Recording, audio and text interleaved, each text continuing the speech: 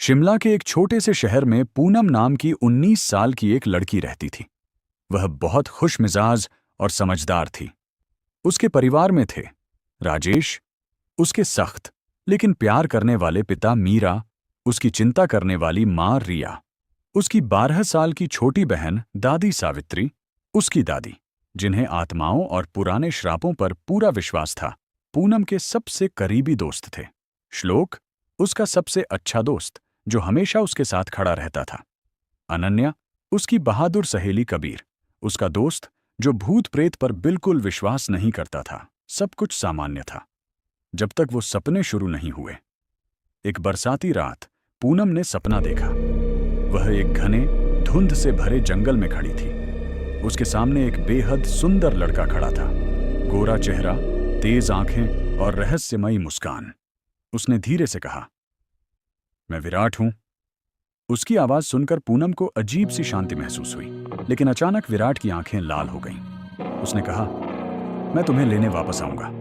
पूनम चीखते हुए जाग गई। अगली रात वही सपना फिर आया, फिर अगली रात। हर बार विराट थोड़ा और करीब आता गया। अब पूनम को अपने कमरे में भी उसकी परछाई दिखाई देने लगी। एक रात उसके शीशे पर किसी ने लिखा था, पूनम, मैं आ चुका हूं। पूनम डर गई।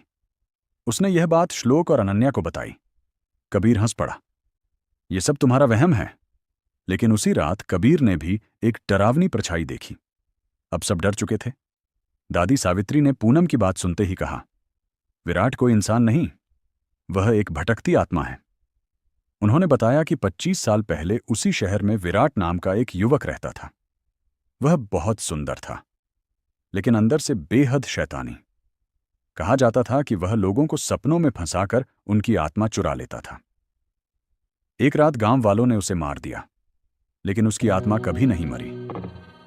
वह हर 25 साल बाद लौटता है अपनी नई शिकार के लिए, और इस बार उसकी शिकार थी पूनम। अमावस्या की रात थी। घर की सारी लाइटें अचानक बंद हो गईं। पूनम के कमरे का दरवाजा अपने आप खुला। विराट सामने खड़ा था। उसने कहा, अब तुम मेरी हो। पूनम चीखी। श्लोक, अनन्या और दादी कमरे में पहुंचे।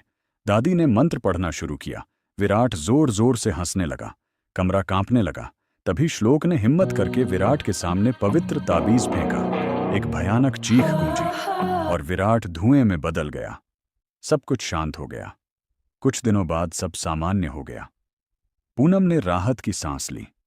लेकिन एक रात उसके फोन पर एक अनजान मैसेज आया, मैं वापस आऊंगा पूनम। विराट और अचानक